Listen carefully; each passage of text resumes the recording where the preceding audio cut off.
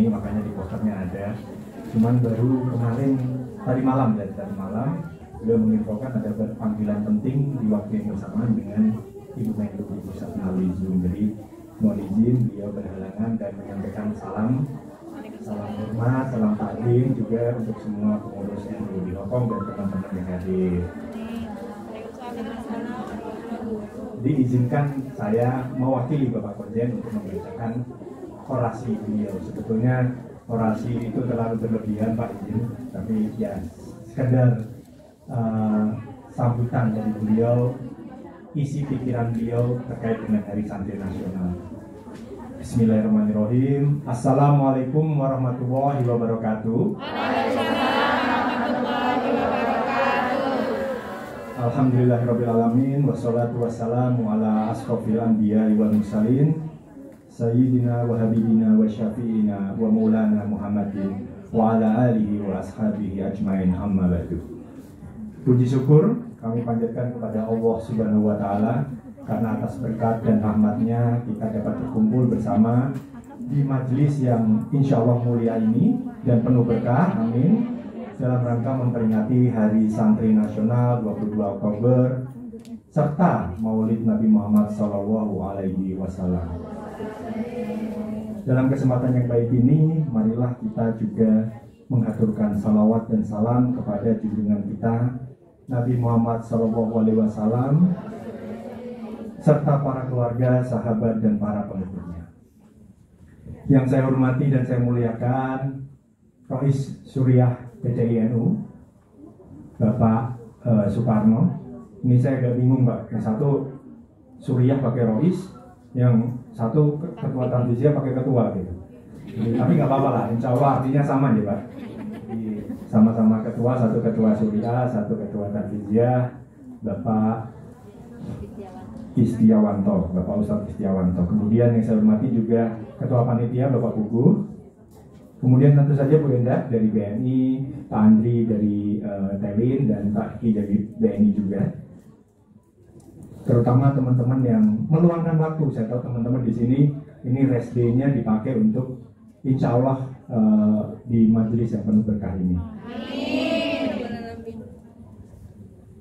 Bapak Ibu yang saya hormati, kita tentu tahu bahwa sebagian besar WNI yang berada di Hong Kong ini berprofesi sebagai pekerja migran Indonesia. Kami punya datanya. Jadi 95%, hampir 96% WNI yang ada di Hong Kong ini adalah pekerja migran Indonesia. Kemarin saya mengisi acara mahasiswa. Jadi Persatuan Mahasiswa Indonesia di Hong Kong.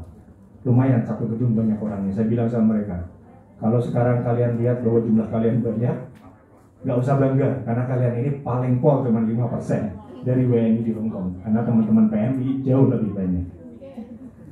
Dan dari jumlah itu, 95% itu Bapak Ibu, ada 145.000 orang. Ini jumlahnya memang menurun seiring dengan COVID, tapi insya Allah tahun ini mulai naik lagi. Yang berada di Hong Kong, nomor 2 setelah Filipina. Dan berdasarkan asal daerah, tentu saja yang paling banyak adalah 3 daerah itu. Dan saya pasti itu mewakili orang-orang yang ada di sini. Pertama Jawa Timur, betul atau betul? Kedua Jawa Barat, betul atau betul? Ketiga Jawa Tengah. Keempat NTT pasti ada juga, NTB 1-2 ada ya.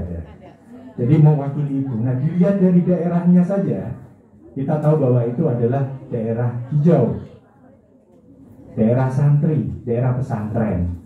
Jadi insya Allah teman-teman yang ada di sini ini sudah tahu atmosfer kehidupan pesantren, kehidupan santri, sehingga dan tahu sendiri, menyaksikan dengan mata kepala sendiri kontribusi santri bagi kehidupan di daerah asal masing-masing. Bahkan mungkin juga dulu sudah ada yang berpendidikan santri baik secara formal maupun informal.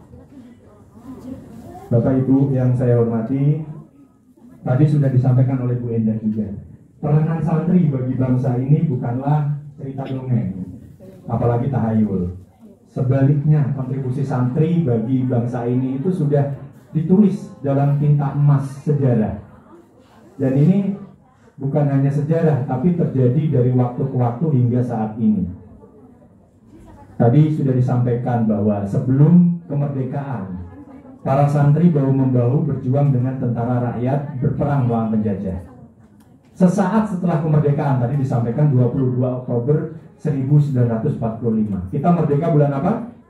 Agustus. Bayangkan, selama bulan Agustus sampai Oktober itu, yang waktu singkat itu masih berperang juga melawan sisa-sisa kekuatan kolonialisme di Indonesia. Yang mana pada saat itu Mbah Kiai Haji Hasyim Asy'ari menyerukan fatwa untuk revolusi jihad yang akhirnya mengilhami menjadi Hari Santri Nasional saat ini.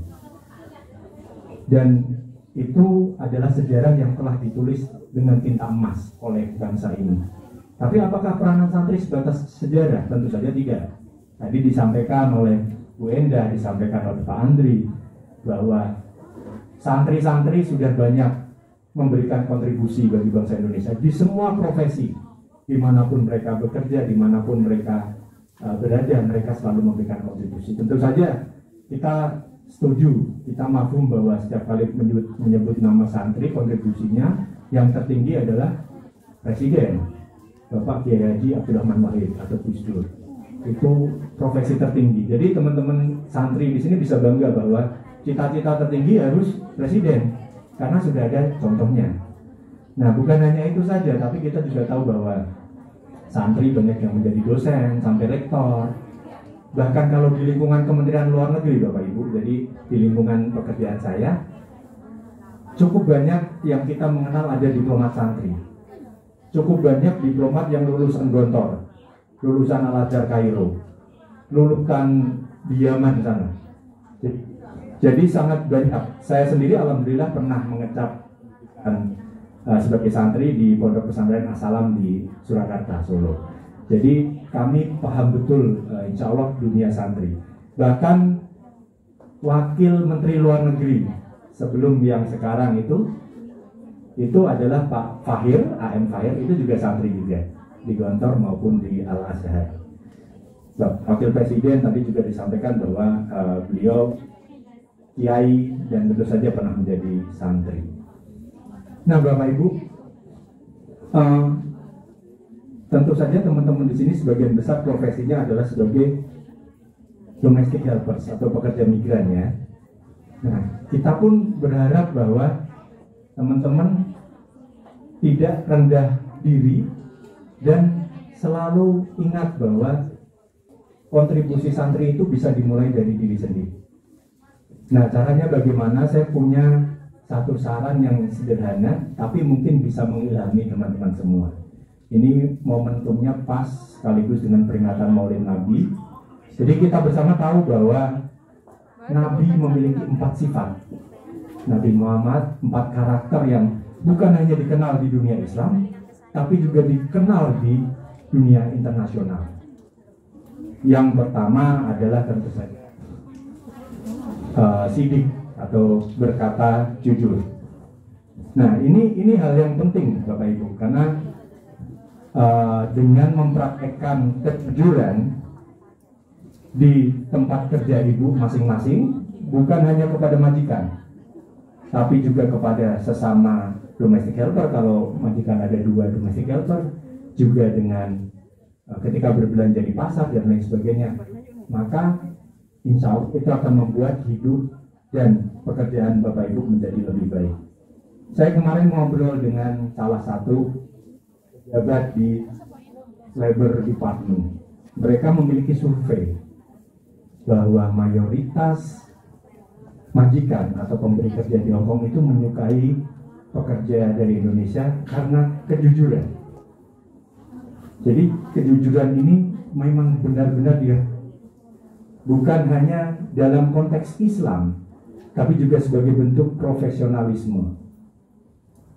Nah, kejujuran ini juga sangat berarti ketika teman-teman mengalami masalah.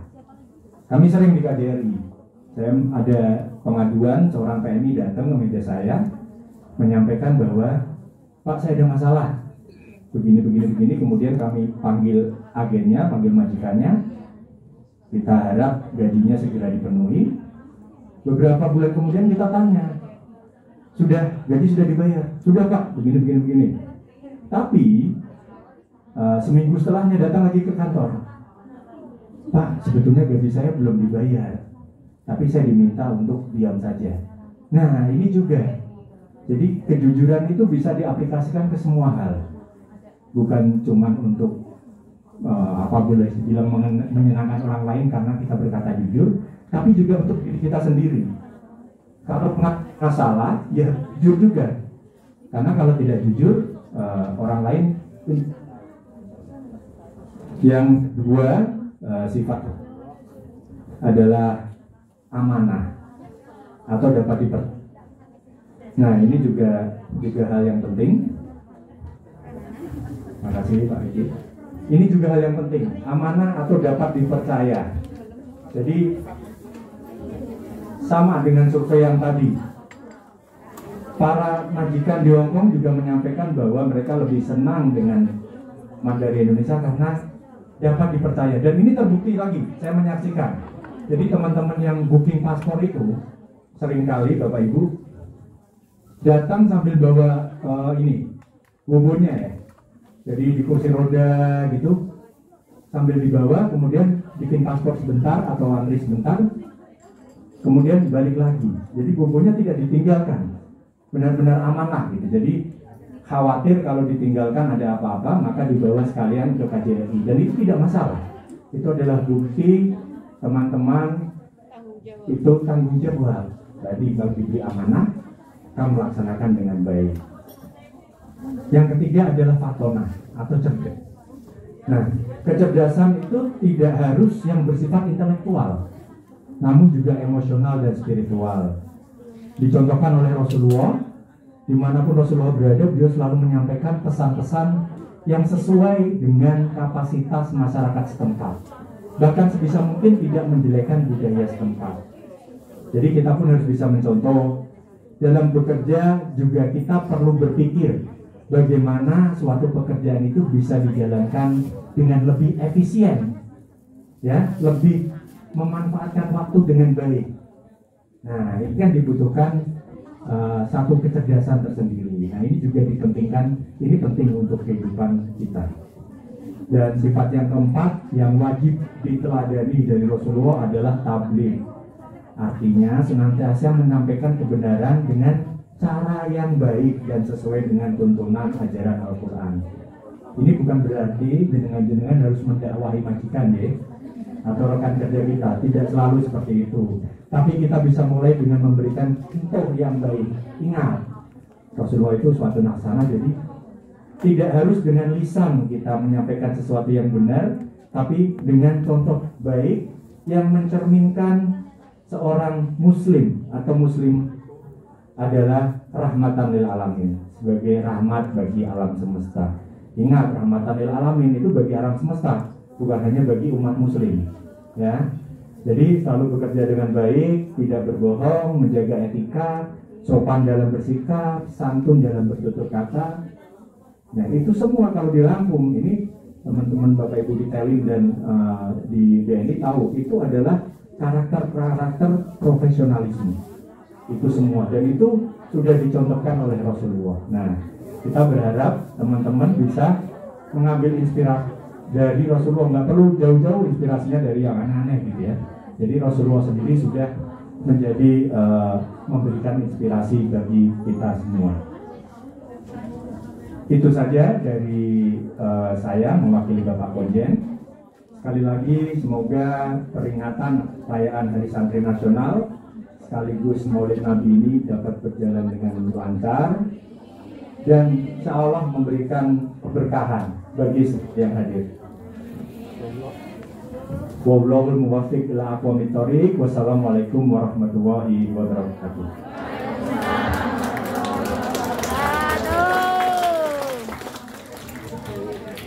Kami haturkan terima kasih kepada Bapak Hermawan Bagaskoro Abid atas orasinya.